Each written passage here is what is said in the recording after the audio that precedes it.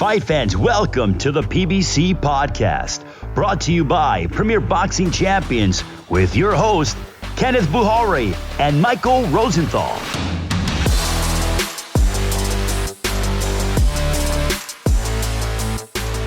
Welcome, everyone, to the PBC Podcast. I'm Kenneth Bouhairie, and he is USA Today boxing junkie editor Michael Rosenthal. Thank you guys for joining us this week as we've got plenty of boxing to go over. We're going to have undefeated super bantamweight Angelo Leo joining us later in the show. Plus, on this week's toe-to-toe segment, we're going to discuss 3 things we'd like to see changed in boxing. I'm sure you guys have a list much longer than that. And of course, we're going to dig into current events. But first, I'm really excited about what I'm going to tell you next. We see what's going on in the world right now, and we at PBC would like to encourage everyone to wear a mask to help prevent the spread of coronavirus. And we're going to do our part by launching the PBC Mask Giveaway. Here's how it works. Every week, we'll announce a new trivia question here on the podcast and the PBC Instagram page. And each Friday, we'll pick 5 winners who correctly answer the trivia question. These winners will receive a pair of PBC masks. Now, in order to enter the giveaway, you must submit your answer in the comments of the giveaway post on the PBC Instagram page. There will be a link to that in our show notes. And you must also follow PBC on Instagram and subscribe to the PBC Podcast. So with that, here's this week's trivia question. From which movie does 2-division champion Danny Swift Garcia get the inspiration for the masks he wears to the ring? I know you've seen my boy Garcia and the amazing mask that he rocks. What inspired him? Remember to submit your answer in the comments of the giveaway post on the PBC Instagram page. Again, there will be a link in our show notes, and you must also follow PBC on Instagram and subscribe to the PBC Podcast. So I'm looking forward to your responses, guys. But first, let's get into some recent boxing chatter. We're going to start with none other than Canelo Alvarez. Alvarez is moving closer to finding an opponent, we think. And the chatter, it has to be moving closer, right? Yeah. Well, we're moving closer to something. And the chatter lately has been Callum Smith, who holds a minor title at 168 and is generally considered one of the best there. Mike, are you taking this talk, whatever it is, or this rumor, I should say, serious? And what do you think of a Canelo versus Smith bout? Yes, I'm taking it seriously. They need an opponent. They need someone who's at least semi-legitimate, and he's more than that. I think that of all the guys that are sort of left standing, if you will, as among the potential opponents, I think he's probably the best one. He's a big, tall, legitimate super middleweight who could really test Alvarez, and it'll give Alvarez a chance to actually win a title in a 4th division. The WBA's regular title just really doesn't mean much of anything, and I think that he would like to win a title in a 4th division. I mean, if I had my choice, I'd rather see Alvarez fight Triple G, or which we might see Jamal Charlo, or a top light heavyweight, but I'd take Smith. I cannot say the same thing about David Lemieux, John Ryder, Chris Eubank Jr., Jason Quigley, or the latest one, Willie Monroe. Although I'll reiterate that an Alvarez-Lemieux fight would be fun to watch as long as it lasts. One last thing, the problem with Smith could be geography. If the fight takes place unless something changes drastically, I mean, I don't know if he'd be able to travel over here. I really don't know. I don't know what the chances of that happening are, right. But I'm sure that's an issue. Right, but he's clearly the best name out of the bunch that you mentioned, I think, by a long shot. So I like the fight as well. I hate the Lemieux fight. Honestly, come to think of it, Lemieux loses to every single other person you mentioned on that list too. Maybe not Quigley, maybe not Monroe. Actually, did he fight Monroe? I'm not sure. I don't know. But that's kind of where where his name should be, right around there. You know what? This is actually going to lead into something that we're going to talk about in toe to toe. So I'm glad that this came up. Yeah, but yes, I can't stand the Lemieux fight. I hope that's certainly not it. And I welcome a Callum Smith fight. So you don't like John Ryder and Quigley? I mean, those were names. I think it was Bernard Hopkins who said that John Ryder was going to be the opponent, and then we heard about Jason Quigley.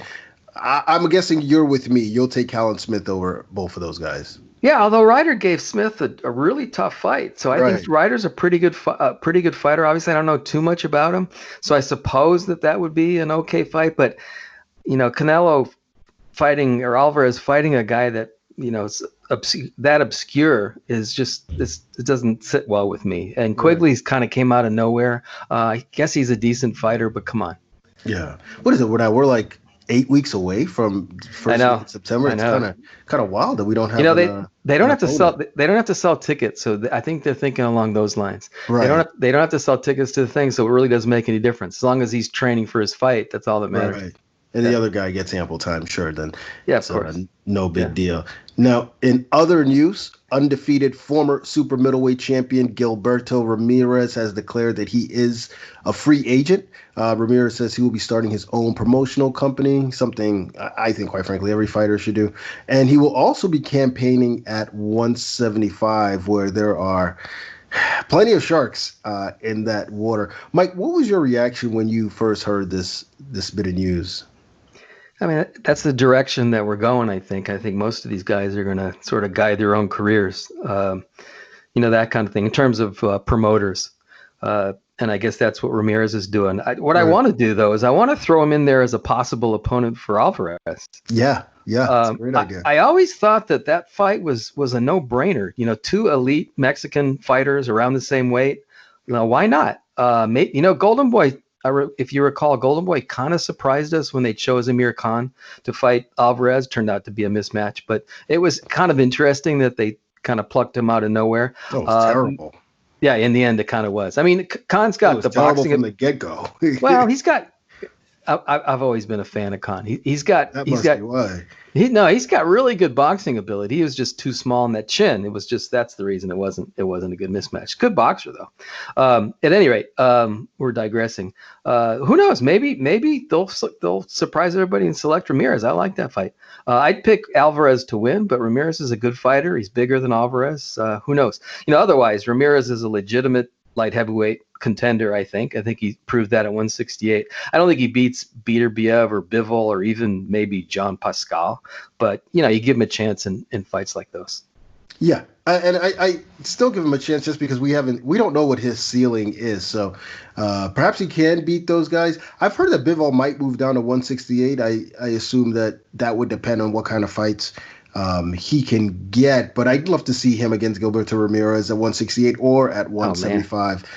Doesn't matter to me. I think that's a great fight. So I'm kind of curious to see what Ramirez does and how he does it as a free agent. It's going to be interesting. I'm sure other boxers will be watching, but more importantly, I just hope we see him in some big and good fights. One last bit of news for you guys. Former unified world welterweight champion Keith Thurman says he wouldn't mind a crack at another former champion, Kell Brook. Now, these guys were once champions at the same time, and now they're both on the comeback trail. Mike, is this a fight that would interest the masses? I thought you were going to go a little different direction with that. Whether I like this matchup, I think it would. I think they're both name guys. Yeah, for sure. And would you like it?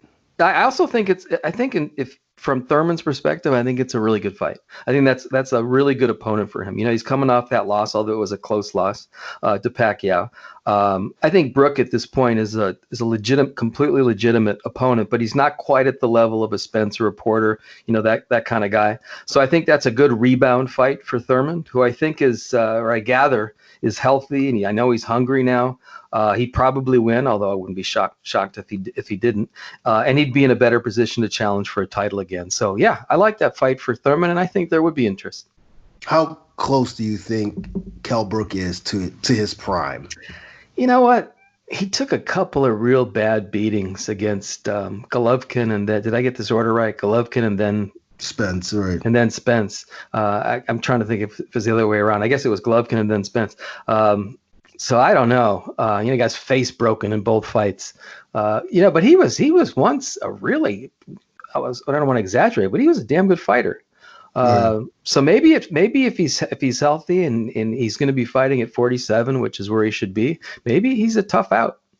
Yeah, I possibly. To be honest with you, I don't think it'll be that close a fight simply because he hasn't fought at 47 in so long. It's been like 3 years or something like that. I don't even know if he can make the weight. Yeah, that could haunt him. And Thurman has been fighting at an elite level, whereas it's been a long time since Brook has faced the top guy. So him coming down to 47, hasn't faced the top guy in a while, hasn't won a significant fight in a while. I think he's well past his prime, but in a way, it'd be a good, comeback fight, I think, for Keith Thurman. I guess a better question would be, looking at these two guys and where they once were, who do you think would have won had they fought back in 2017?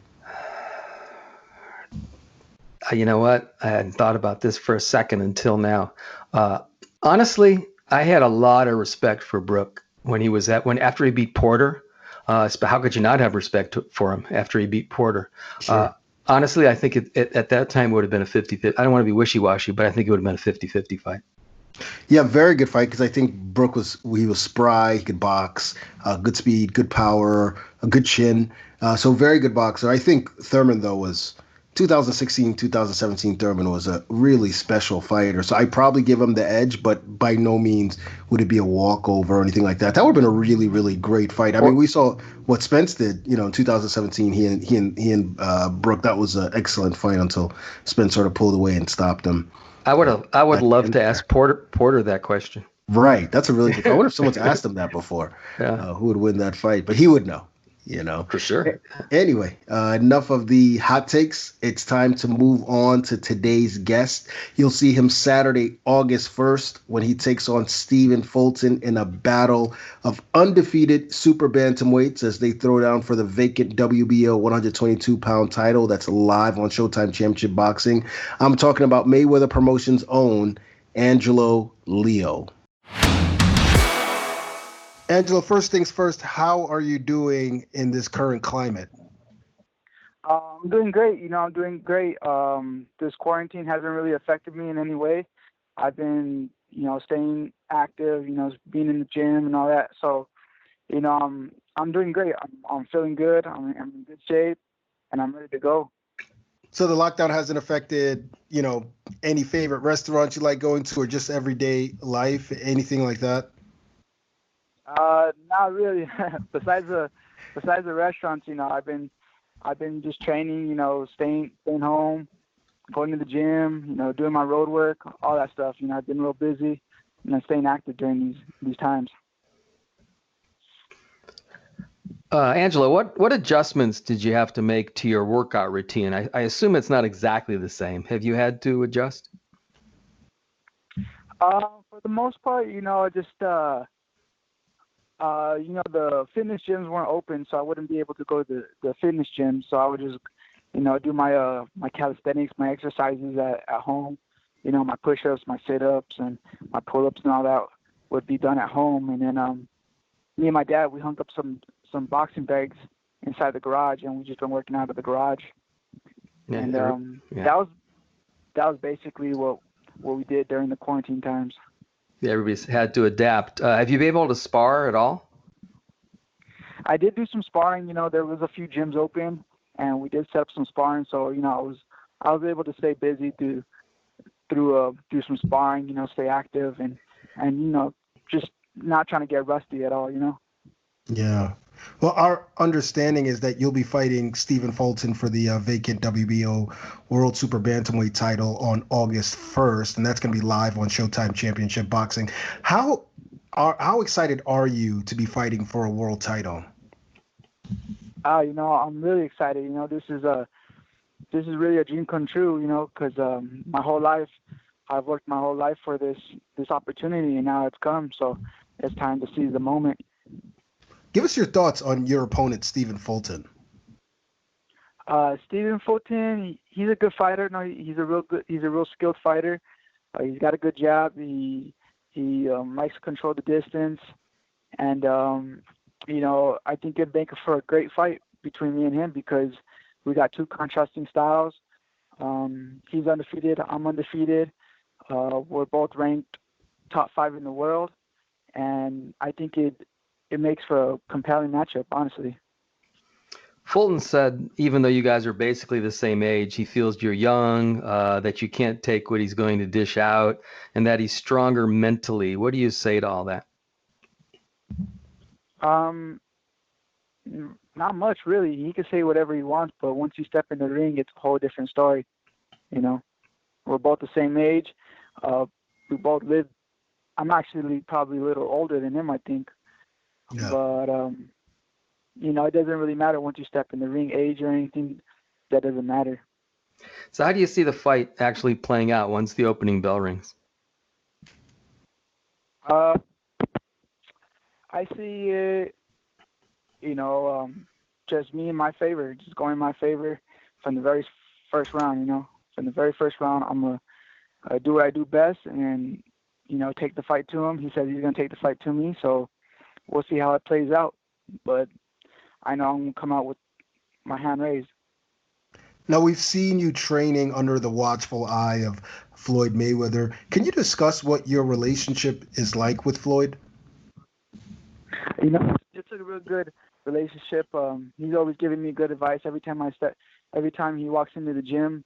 He's giving me pointers, giving me some advice on things I need to work on and all that.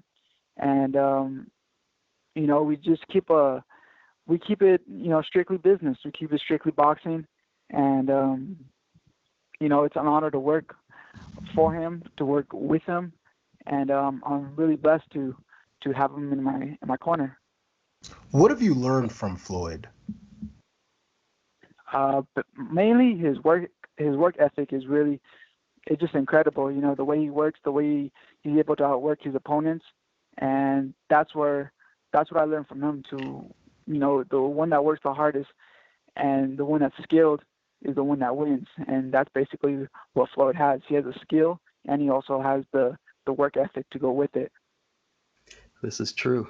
Angelo, you're originally from Albuquerque, New Mexico, which is a big fight town. Were there any local fighters that you looked up to growing up there? Of course. You had your Johnny Tapias, your Daniel Romeros. I think those two are probably the most popular out of my city. And I definitely looked up to those two fighters growing up. I think most of the kids growing up from Albuquerque looked up to Johnny Tapia and Daniel Romero. So, I was one of them, and I followed in their footsteps, as in boxing wise. I got to ask real quick. Do you remember when they fought? Who did you think was going to win, or who did you favor? I think when they fought, I was only like 3 years old, so I don't remember too much about it. Sheesh. I knew that, Kenneth. Yeah. Sorry. But yeah, I do. I've watched the fight a few times, and it was a close fight. A lot of people thought Johnny was a shutout for Johnny. I thought Daniel Romero got his good shots in, and it was close. I had it 115-113 for Johnny. Oh. I might have been there. I can't remember. Johnny was a special fighter and a special person, that's for sure. Yeah, definitely. His charisma that he carried, just his boxing style was exciting. He had it all pretty much. Yeah, he did. So you were 65-10 as an amateur, I believe. You fought some tough guys in the amateurs. What made you move to Las Vegas to sort of take the next step in your career? What made me move? I think me and my dad, we had outgrown Albuquerque in the boxing scene. We weren't really getting the fights that we wanted. The money wasn't right. The promoters weren't able to put out the money that we needed to fight out there. And just the sparring, wasn't there. And we felt that Vegas was a place to be. Vegas is the mecca of boxing, and why not be where the best are training, right? So, me and my dad, we decided to go to leave Albuquerque in March of 2017, and we set foot out here in Vegas. I was staying with a friend of mine, and he let us stay at his house for 2 weeks, and eventually we got our own apartment by the Mayweather Boxing Club. And from there, it was just back and forth from the gym to the house, just grinding and just doing what I do, just trying to get better and better. And then eventually Floyd picked me up, and at the end of 2017 is when I signed with Mayweather Promotions. How did you first connect with Floyd and with Mayweather Boxing Club? Did you target that gym specifically? Yeah, we did actually. It was me and my dad had discussed it before we had moved to Vegas. You know, we decided, you know, we're gonna shoot our shot at Mayweather Promotions at the Mayweather Boxing Club. So we went out there. We went into the gym and we started training. We caught the eye of the staff, and the staff members, you know, talked amongst each other and told them. And eventually the word got around to Floyd. Floyd put me in there to spar Gervonta Davis. Wow. I looked pretty good against Gervonta. And then from there, he always had his eye on me. He would watch me spar when he was in the gym. And then that's basically how it all kind of happened. Can you tell us a bit about what sparring is like over at that gym? We've heard so many stories about what goes on at the Mayweather Boxing Club. What is the atmosphere like, and what is the sparring like? The sparring is intense for sure. You know, it's when you go in there to spar, it's like you're fighting. It's like a real fight every time you step in that ring. So you got to be in shape. You can't cut no corners at that gym for sure. And that's what I did the whole time I was there. I was always in shape, always ready to spar. And because if you're not in shape, you know, you're out of there. You're not gonna last there for too long. Other than Tank, who are some of the other guys you've been able to spar with over there? Oh man, it's been quite a few names. Let me see. There was Tank. I sparred.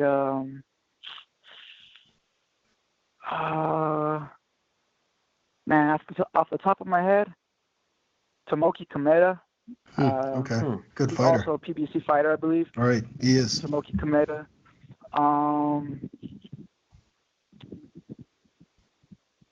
That's about it. That's all I could think of for now.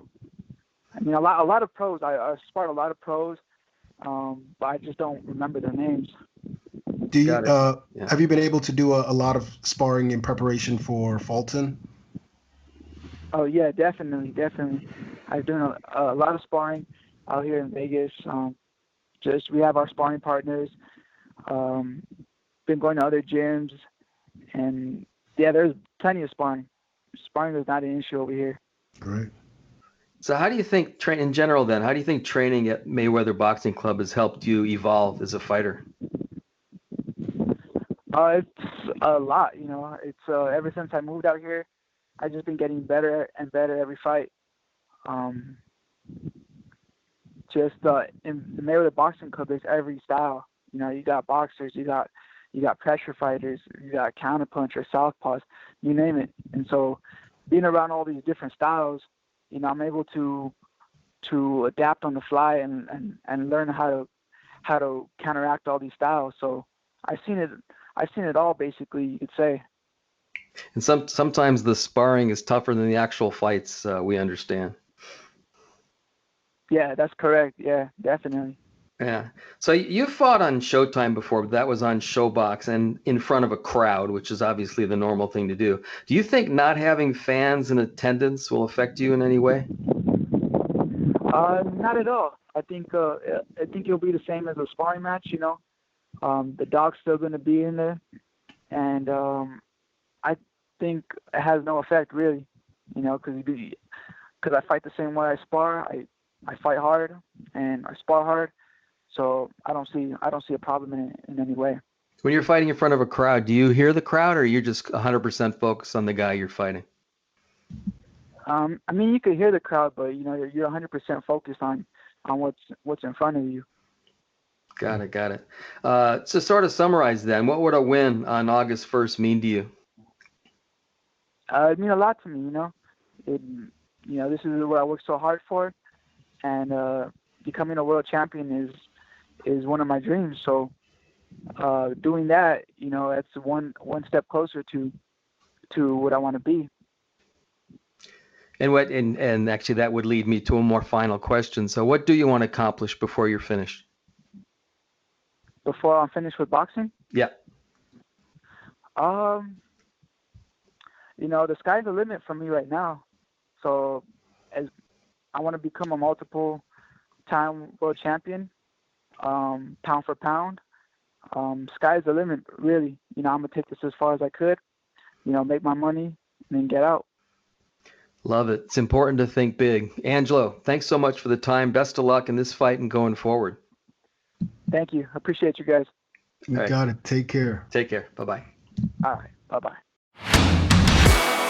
Great to have Angelo Leo on. I think his bout versus Fulton is a sleeper. Can't wait for it. But for now, it's time for our toe-to-toe segment.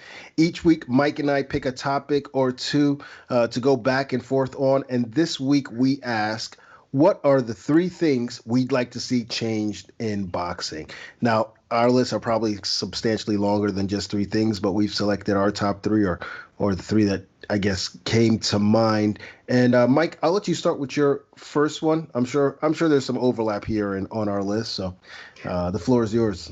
Let me preface this really quick, and I'm glad you said that the 3 that came to mind, because if I put my mind to it, I can come up with 20 things that I'd like to change. So it's almost random that 3 that I chose, but right. But I chose 3. I also wanted to say this. Sometimes I dream big. I dream about an uncorrupt national or international entity that oversees the sport. Including safety measures, drug testing, fiscal welfare of the fighters, rankings, approval of the matchups, and that would wipe out all the sanctioning bodies and their FAW titles in one fell swoop. I don't think that's happening, though. I also dream that the best only fight the best, the cliche, the best only fight the best, fight after fight after fight, and that politics are somehow exorcised from the sport. Not going to happen. It's been that way for a century, more than a century, and it's not going to change. You could almost argue it's part of the charm of the sport. I also dream that the sport could be 100% safe for its participants, but as we know, that's just not possible. And I think that the best commissions do a pretty good job of protecting the fighters as much as they possibly can. And finally, I dream of a perfect system to eliminate all use of PEDs. But once again, that doesn't exist in any sport. And the reason that I said all those things is, these are the obvious things that you'd like to change, but I wanted to go in a realistic direction. So that's what I did with my 3. And although you could argue that those aren't even that realistic. So let's see. So my first one is change I'd like to make is to improve matchups. And for me, this is a big one.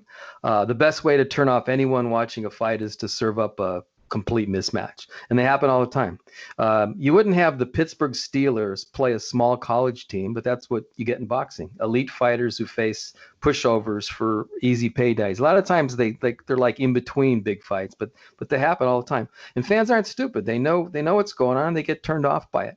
And obviously it can be dangerous. Sometimes one of those pushovers is one of those guys who's tough as nails, like too tough for his own good. And he takes, punishment to a point where you're yelling at the TV or at the ring, stop the fight, stop the fight. And you see that all the time. I just think matchmakers need to do a better job. And both state commissions, and I think TV executives too, need to do a better job of making sure that the B-side fighter belongs in the ring with his counterpart. Yeah, that it's competitive. And we get it, right? Like some weeks you're going to have a mismatch and there's not much you can do about it. Just like in the NFL, some weeks, the last place team plays the first place team. But I think more often than not, then we should see a competitive product out there. I understand the showcase fights. And like I said, I understand that some things you just can't really predict. That's the nature and the beauty of our sport. But in general, at least on paper, I think we both like to see competitive matchups. Or more competitive matchups than what we've been seeing. Absolutely. Now, let me get into my first one, and that is too many weight divisions. At one time we had 8. Now I believe we have 17. I mean, let's be honest, guys. Do we really need a 105-pound A class and a 108-pound weight class? I mean, that wasn't the case before, and it makes absolutely no sense to me at all. So I think that there's got to be a way that we can pair some of these weight classes at the at the very least have 8, at the most maybe 10. But a lot of these weight divisions can be paired. I mean, one, it would certainly help fighters. We see a lot of guys who drain themselves to make weight. They risk severe injury in doing so, and have a greater chance of being seriously hurt in the ring when they do that, and they're sluggish in the later rounds if it gets there. Plus, I think if you combine the weight classes, it creates more competition. You look at 168 and 175, or 154 and 160. Imagine all of those guys fighting each other. I mean, the amount of great fights is just staggering. So as far as I'm concerned, this definitely has to be considered in order to make boxing great again. So I find that a really interesting proposal. I'll play devil's advocate. I mean, I always assumed that the decision to create these in-between weights was to sort of protect the fighters in a way, because a lot of guys just kind of fell in between and they didn't really belong at the lower one, and they were maybe a little too small for the bigger one. So I mean, what would you say to that? I think would you be putting some guys at a disadvantage? Would be my question. Well, it depends. It's possible that some guys will be at a disadvantage naturally. Look, if you combine 147 and 154, there may be guys who are smaller 147 pounders, but look, maybe a lot of those smaller 147 pounders are once 140 pounders. So maybe we won't get as many 4 division champions and 5 division champions and 6 division champions, or whatever it is that we have right now. Maybe they won't be as inclined to move up. But I also think that the benefits outweigh things like that. You're going to have a lot more guys fighting at closer to their natural weights, closer to their walk around weights, and it's better for the sport. And I think regardless, when you have 2 divisions, you're going to get more fights, much better fights than just one division. I think combining 154 and 147, you'll see a lot of great fights. And who knows how some of those 147 pounders would look if they didn't have to kill themselves to make 147 That's a good point. And I think fans would be able to, or even casual fans would be able to relate a little bit more to what's going on. I think that 17 divisions is kind of overwhelming. It is. And I think 8 or 9 or 10, I mean, we have the grade 8 on the Boxing Junkie site for a reason. It's sort of like acknowledging the past, the way things used to be when everybody knew who the champion was, that kind of thing. Right. So yeah, I think it's a really interesting idea. I like it. So do I. All right, let's hear what you got for number 2. Okay, number 2 is sort of along the same lines, as connected to what you just said, and that's to eliminate or cut down on the glut of titles. This is a tough one because these titles are such an integral part of the sport. The fighters dream of winning these belts as children, and they serve as a great marketing tool for the promoters and the networks and such. And I get all that. The problem is that there are 4. I'll do the math again. I think I've done it a couple times on here. The problem is that there are 4 major sanctioning bodies. Some people even go with 5 now, in the 17 weight divisions. So meaning there would be 68 title holders if each of the 4 had only one champion. And of course, we know that in their infinite creativity, they have 2, 3, sometimes more titles, which brings the number of belts to more than 100 titles, 100 belts. I mean, it's just absolutely insane. And the fact that it even exists, it just boggles my mind. But it's just them being ingrained in the sport and the system. It is what it is. There were 8 once upon a time, in a time when everybody knew who the real champions were. Nobody really knows who the real champions are now. I don't want to disrespect the fighters, but the belts mean next to nothing today. There's just too many of them. So what I do is I focus on the fighters. I try to just look past the belts, which to me don't mean much, and I focus on the fighters, and I still love the sport as much as I ever did. Yes, same here, and that's why too many belts is also one of the things is on one of my top 3 list. I tried the same exercise you did. Like, I started off trying to count all the world champions, and at first it was 68. Then I was like, wait, the WBA has like 2 or 3 other, titles. So that's like as many as 51 more. And then I was like, well, the WBC also has 1 or 2. Yeah. So that's close like another 40. I mean, it's insane. We're almost hitting 200 world champions here if you count all these minor belts, and that's it's absurd. And between mandatories, each sanctioning body set of rules and so forth. It's almost impossible to unify, which is why we don't have that many unified champions. So it's really disturbing. And I think one place where the UFC has a leg up on boxing is with regard to its champions. It's clear who they are, and I think it's imperative boxing find a way to create a single world title in each division. Well, yeah, I mean, I would use the word imperative too, but I just don't know how you would do that. The central oversight body that I mentioned would resolve it or could resolve it again, but that's not realistic. As it is, and I just mentioned, I would hope that people would just see the titles for what they are or aren't, and de-emphasize them. And long term, yeah, this is something that crossed my mind. You could tell me what you think about it. Long term, I wonder whether a ranking system such as the transnational boxing rankings couldn't be something like the AP poll in college football, which obviously is taken very seriously. It's part of their system. I don't see why that couldn't be. I mean, again, the sanctioning bodies are a part of boxing. They're ingrained in the system. It's not easy to extricate them under those circumstances. But the TBR, if I can call it the TBR, as far as I know, it is an objective group made up of really knowledgeable boxing people. Their rankings certainly are far better than the sanctioning body rankings. I would even say the same thing about the ring. The problem with the ring is that they're affiliated with Golden Boy. The TBR doesn't have champions, but there's there's no reason that they couldn't if they became like the central rankings group. Anyway, I'm dreaming again, but I'm just thinking there is the possibility that some objective group of people could come up with champions that mean more than what we have right now. Yeah, I'm in agreement, and as a former member of the Transnational Rankings Board, I can attest to their objectivity. I think that if we ever went to something like the AP rankings, they're pretty much the only group that fits the sport of boxing. So, but for now, it is what it is, and we are where we are. Now, your top reason is... actually, to be clear, I didn't really put these in order. Okay. These for me, they were just sort of random. So my third one is just something I sort of wanted to have fun with and something I've thought about for a long time, and that's to improve scoring. I don't think the 10-point must scoring system is a disaster by any means. I just think that it could be better. The system is in effect 12 mini fights.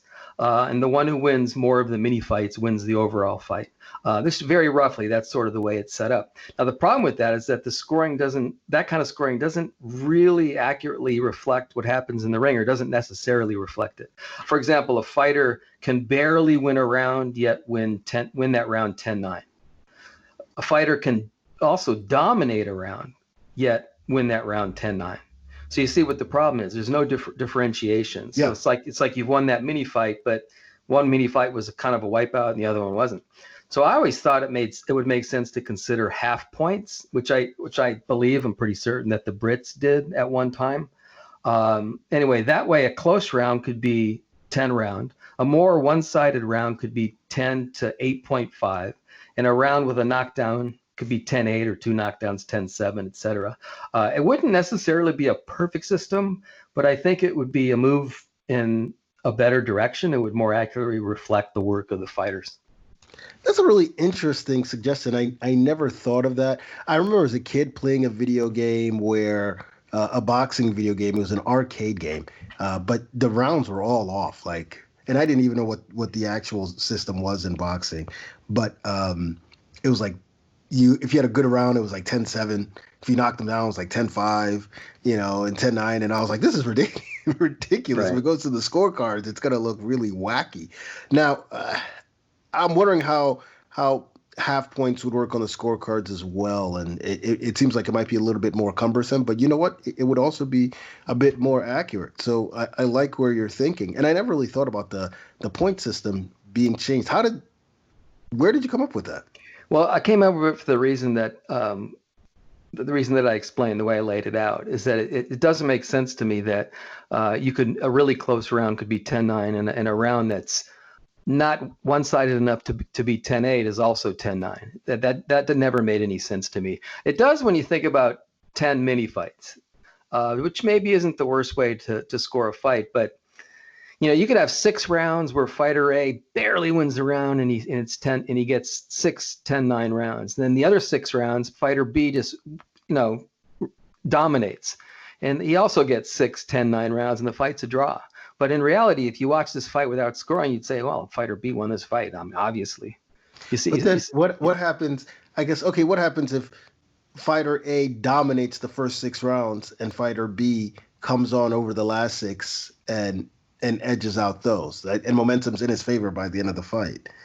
So what I think the 10-9 point system does is that it gives guys the opportunity to stay in the fight in case they do come back. Now, whereas, because a guy can dominate, have a stretch of 4 rounds where he really dominates, but if the other guy wins 8 rounds, let's say he wins the next 8 rounds, but they're competitive.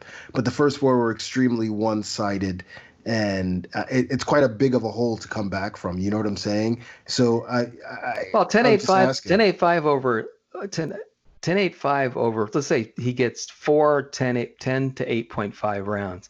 That's only an extra 2 points. So if the guy wins, if fighter B wins 7 of the next 8 rounds, he still wins the fight fairly easily.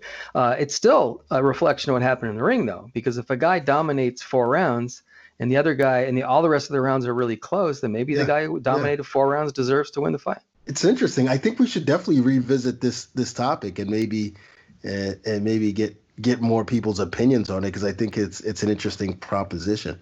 I like how you're thinking, and I think it's something that should be debated. Now, let's get to my final one, which is also a little bit off the beaten path, and that is the one thing I'd like to change about boxing is the fight fan mentality. I honestly think it's the biggest thing that needs to be changed in boxing. It's quite frankly the worst attitude among all the sports out there, and I'm a huge fan of a lot of sports. Boxing fans, hardcore boxing fans, are never happy. I'm not trying to say we love playing the victim, but it's like no matter what we get, we're always looking at the glass half full. I'm not saying the sport is perfect. Indeed, we just laid out several changes that could be made that would greatly improve the sport. But there's a lot of good stuff that I see happening, and it just gets overlooked. We've had plenty of great battles these past couple years and memorable nights. I'll give you an example. Folks are always talking about welterweights, and we want to see the welterweights fight. Well, look, in 2019, we had Spence versus Porter, Pacquiao versus Thurman. Those were elite fighters facing each other, and those were 2 of the best fights last year and 2 of the best 147-pound fights in years. Yet not too many people harp on that. What you hear a lot of is that we need to see, the welterweights getting on and so forth. You want excitement? Pick any Deontay Wilder fight. Look at the 154-pound division and all the great fights we've seen there. I mean, I could go on, but the bottom line is the sport is doing well as far as I'm concerned, better than maybe we care to admit, and maybe it's time we learn to appreciate it as much as we critique it. That's an interesting observation. I think real fans appreciate good fights. I think they do. And they complain about the bad matchups. I guess basically that's what I did. I was complaining about the bad matchups. Maybe I'm in that group too. Maybe the whining fan serves a purpose though. Maybe that keeps the powers that be on their toes. I don't know. To push for better fights. But you know what? Boxing fans can be nasty. People can be nasty. If you look at comments on stories, and I stopped looking at comments on stories. I'm gonna confess. Yeah, because there's just nasty people out there who just like to whine and worse, and to tear people down and to tear things down. It's just sort of their thing, and they do it anonymously usually, which is even more disgusting.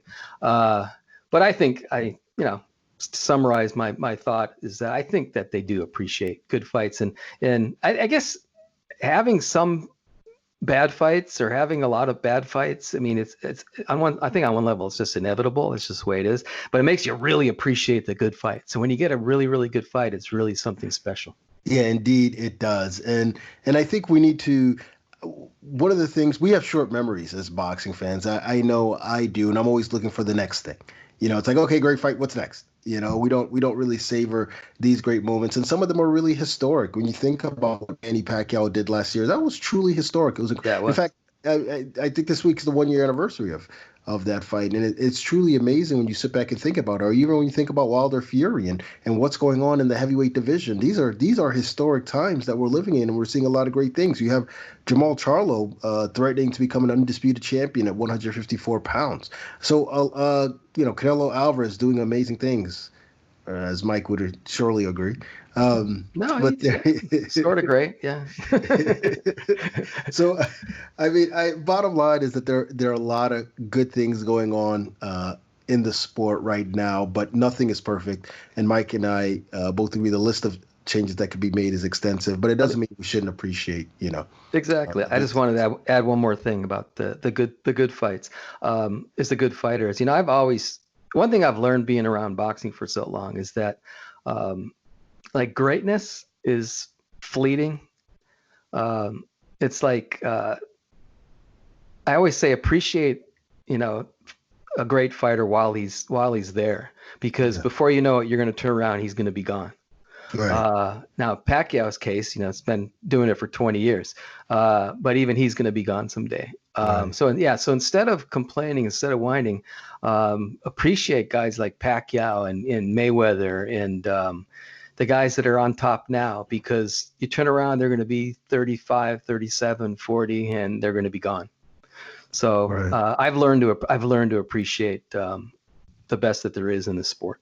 Yeah, it's a beautiful thing to see some of the things that we're privileged to certainly witness. But that doesn't mean that the sport doesn't need changes. I think we just outlined a few good ones, and we'd love to get your feedback as always. We should do it again. Yeah, for sure. We could probably do this every week. We could. Complaining every week about the state of boxing, but love it though. But still love it. Yeah, exactly. All right, well, that concludes this week's show. We want to thank Angelo Leo for joining us as he winds down training for his August 1st world title bout versus Stephen Fulton on Showtime. Guys, don't forget our mask giveaway, PBC Mask. It's going to be every week going forward. Remember that in order to enter the giveaway, you must submit your answer in the comments of the giveaway post, and you can find that on the PBC Instagram page. There will also be a link in our show notes, and you must also follow PBC on Instagram and subscribe to the PBC podcast as well. This week's trivia question is, from which movie does two-division champion Danny Swift Garcia get the inspiration for the mask he wears to the ring? Can't wait to hear what you guys have to say. Now, as a reminder, the PBC podcast is available on YouTube, iTunes, Spotify, Stitcher. Anywhere you can find a podcast, you can find ours. So for myself and Mike, thank you guys once again, and be sure to check us out next week for more boxing talk right here on the PBC Podcast.